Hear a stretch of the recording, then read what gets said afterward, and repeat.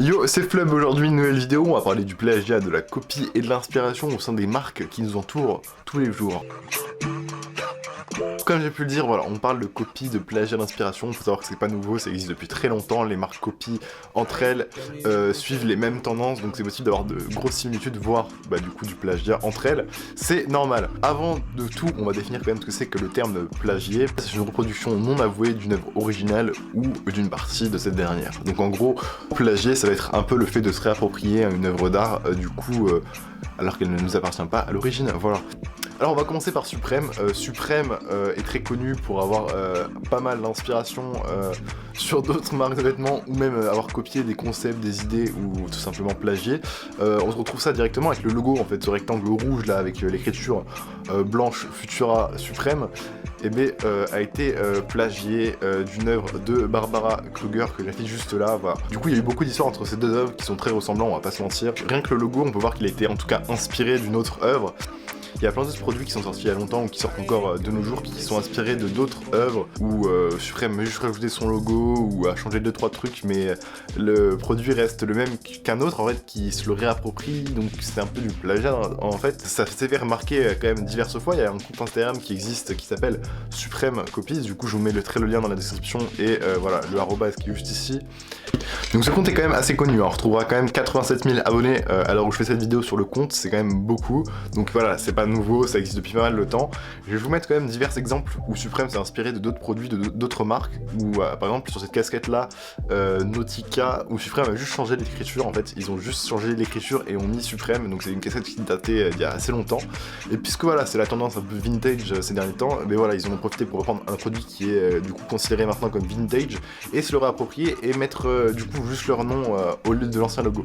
Il y a aussi cette histoire entre Suprême et Louis Vuitton où Suprême avait totalement volé et copié le monogramme de chez Louis Vuitton en enlevant du coup le L élevé et pour ajouter un S, et avait fait divers produits tels qu'un bonnet, des box logos et des planches de skates à l'époque. Donc c'était il y a quand même relativement longtemps, donc vous l'imaginez quand même, Louis Vuitton a porté plainte contre Suprême à l'époque, mais ça s'est fini, vous l'avez compris, en faisant une collaboration il y a quelques temps du coup avec le vrai monogramme Louis Vuitton et le logo Suprême par-dessus. Enfin voilà. Vous retrouvez ce Alzip qui est sorti récemment, donc celui avec la capuche là, en couleur pêche comme sur l'illustration, il est sorti récemment, donc on peut voir qu'au niveau des matières il a quand même vachement de similitudes avec un pull Hilfiger qui est sorti du coup il y a quelques temps quand même produit, si ce n'est que le produit d'origine n'a pas la capuche, donc voilà, c'est pas nouveau. Je suis pas là du tout pour descendre Suprême, je trouve quand même qu'ils font de produits assez intéressants, ils osent des choses que pas mal de marques n'osent pas aujourd'hui, c'est ce qui est assez sympa. Je pense avoir fait le tour avec le cas de Suprême par rapport au plagiat, copie, l'inspiration. J'ai essayé d'être assez rapide. Si ça vous intéresse de voir un peu les autres pièces qu'ils ont, sur lesquelles ils se sont inspirés ou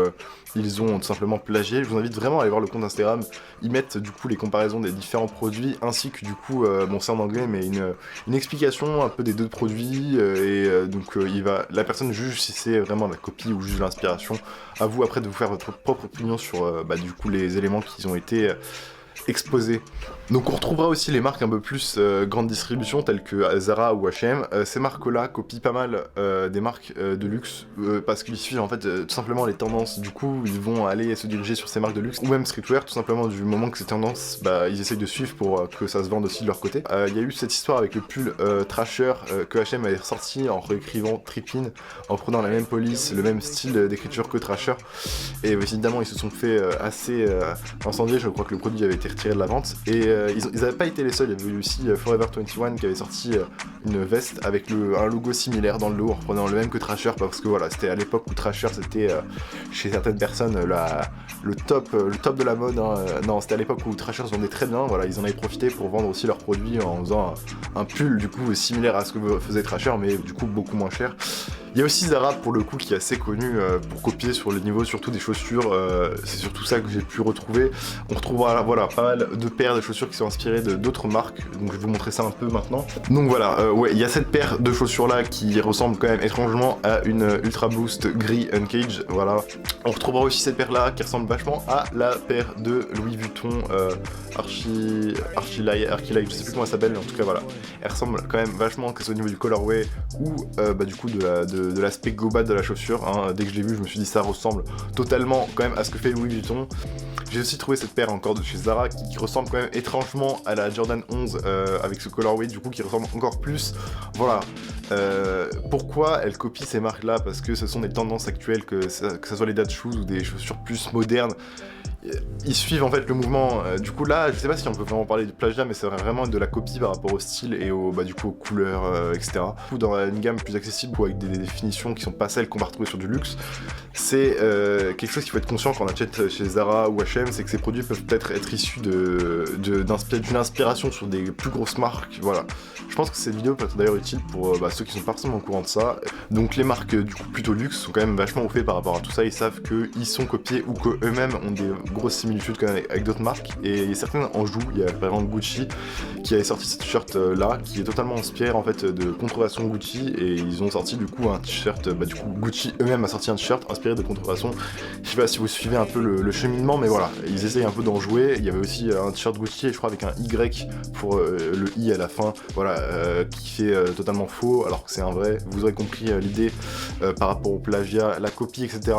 Enfin voilà, j'espère avoir assez détaillé plusieurs histoires par rapport aux copies, au plagiat, à l'inspiration dans tout ce qui va être marque de vêtements, pour que si vous n'étiez pas au courant, vous soyez un peu plus au fait sur ces histoires-là et sur tout ce qui va être un peu par rapport aux tendances et à l'inspiration.